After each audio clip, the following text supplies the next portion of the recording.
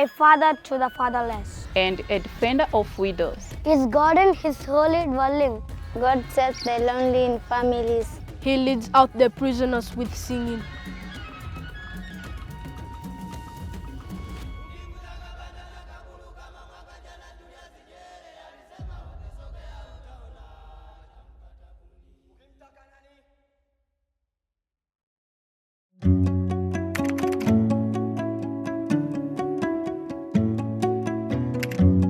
A year ago, Child Impact opened our first project in South America in the beautiful country of Colombia. We had a desire to start a project here rescuing indigenous girls who are being sexually abused.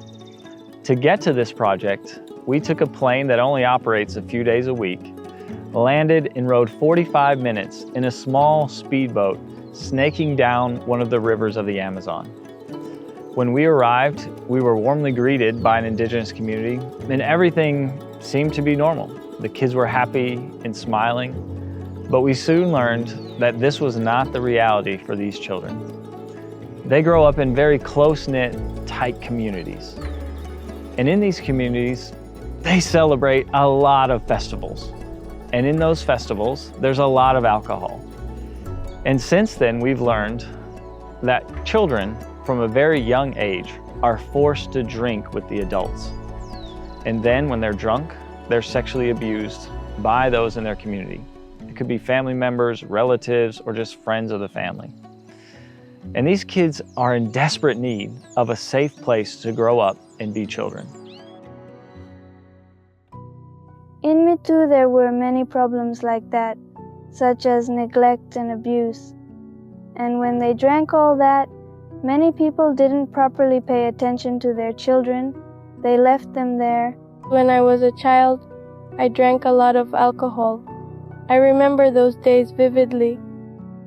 And also the girls when they are alone, when no one is there. The parents, the mothers. If the family leaves the girls alone in the house and someone or a boy comes, they close the door and harm the girl. And while we were there, one of the families asked us, "Can you please help my children today?" All of a sudden, they're coming up to us asking us to take their kids, and I was like, what's happening here? They can't protect their kids themselves? And they said, no, this is the situation with this family. They had an older daughter who was sexually abused in the past, and they brought a legal case to the tribal council. While this was in process, the daughter was killed by members of the community for saying what had happened to her. We were in shock. And now, these parents had 4 other children, and one of their daughters saw their son being sexually abused by someone.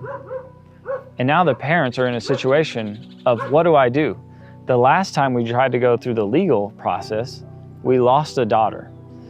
And they said, can you please take our children to a safe place? And so we took the children with the parents to the police. We did everything legally. They signed over custody and paperwork, allowing us to take the children with us. And they rode for the first time on an airplane to our partner's project, Vida Sana de Redención, in another part of Colombia. That was 1 year ago today that we were able to take these children to a safe place. It was their first time on an airplane. They had never traveled outside of their community before. And I'm excited to share an update with you on what's been happening in their lives over the past year. The first time I came here, I immediately liked Vida Sana because it helped me with everything I needed. It provided me with the support I was looking for and helped me with what I had on my mind and more. Well, since I arrived, people have welcomed me with love and care and everything. Vida Sana is an incredible place of health and healing. There's a missionary training program here. There's a lifestyle center. There's a school for small children to come and get an elementary education. Then they have a secondary educational program. There's vocational skill training. This is an incredible place located high up in the mountains of Colombia where it's so peaceful and quiet. There are flowers growing everywhere. There's gardens with you-pick organic produce. This is a place for children who have been abused to come and meet Jesus. My favorite thing here is going to the trail. It's peaceful, calming, and relaxing. Listening to the sound of the water, the birds, and the animals that are around. It's all so beautiful. And this shows us that God has indeed created all this beauty for us to live truly happily. We saw the need to bring the girls here to a healthy life just when we encountered their pain, their lack of self-worth, their feelings of inadequacy, and their struggles with self-esteem. When we realized they didn't have clear goals, and at the same time they didn't feel valued, they felt like they were nobody in the midst of this land, it became evident that they needed more support. That's when the Lord placed in our hearts the idea of having a more prolonged process with them, because attending to them there in the community is a short process, but it's very different to have them with you, living with you, eating with you, sharing daily experiences with you, and developing an experience with you where you can be closer to their hearts.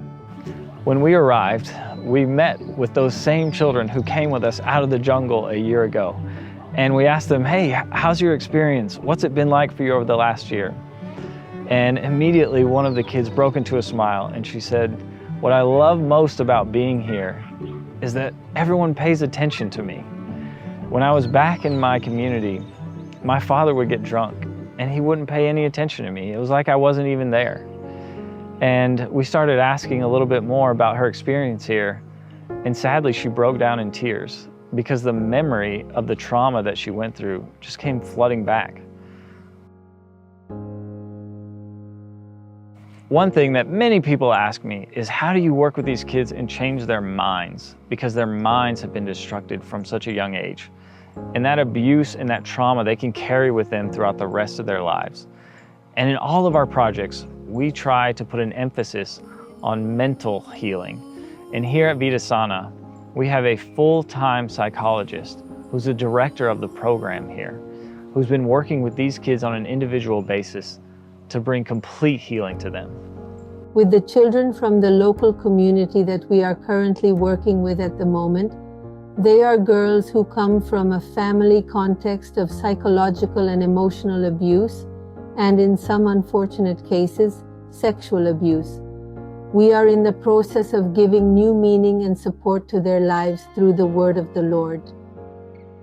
As a highly trained professional psychologist, I strongly agree that the young girls should be brought to this safe and nurturing space to provide them with the essential tools and resources they need so that when they eventually return to their community, they can effectively face this issue and know exactly how to handle it if it arises again in the future.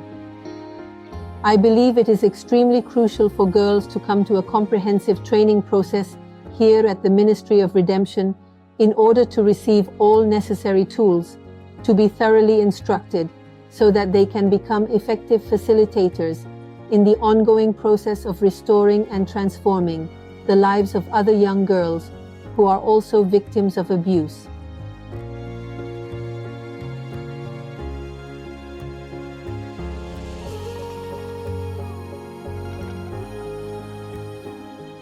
And what's so encouraging is that we at Child Impact have the opportunity to stop this cycle of abuse.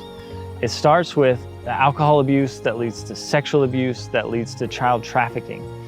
And here at Child Impact, we can take these kids out of this community, out of this cycle of abuse, and put them in a healthy and safe place, which will then teach these children a better and healthier way of living and communicating and interacting with each other in a society to stop this cycle of abuse.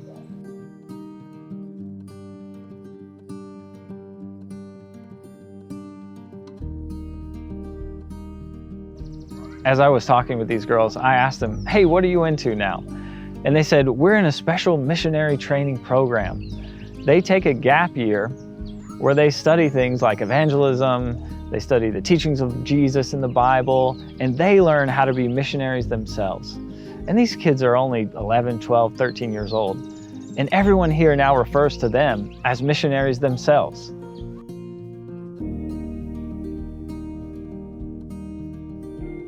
I find great happiness and joy because I have a deep passion for protecting and caring for others. I genuinely enjoy every moment of it as it brings me immense pleasure and contentment. My dream is to be like a missionary, to help others who need something from God, so that they can also come to this place and be happy as they want.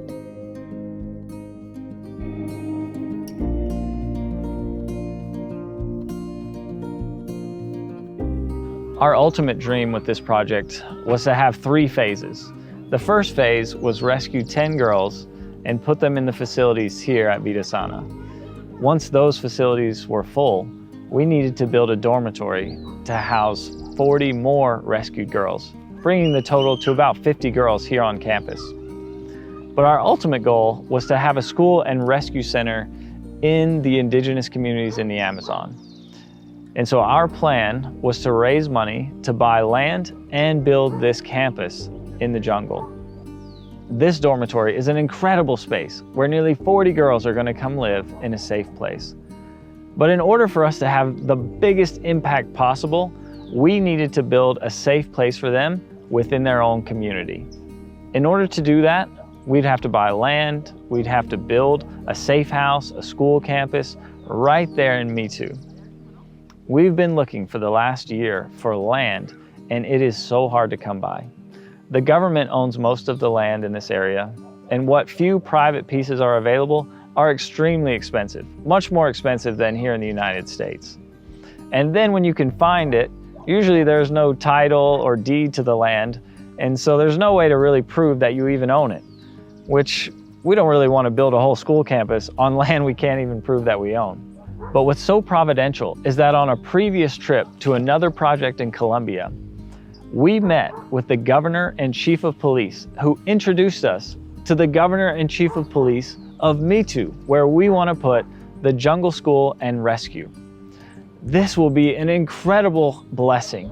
It's truly providential, the way that God worked it out, because they will be able to help us find and secure land that we can put in our own name, that we can own and build on to rescue children right there in their own community.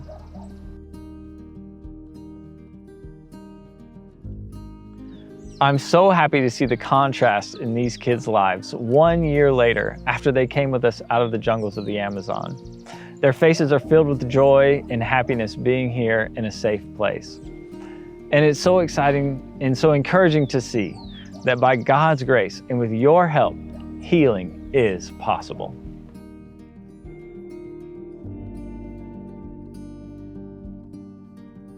We have had an incredible time here at Vida Sana in Colombia.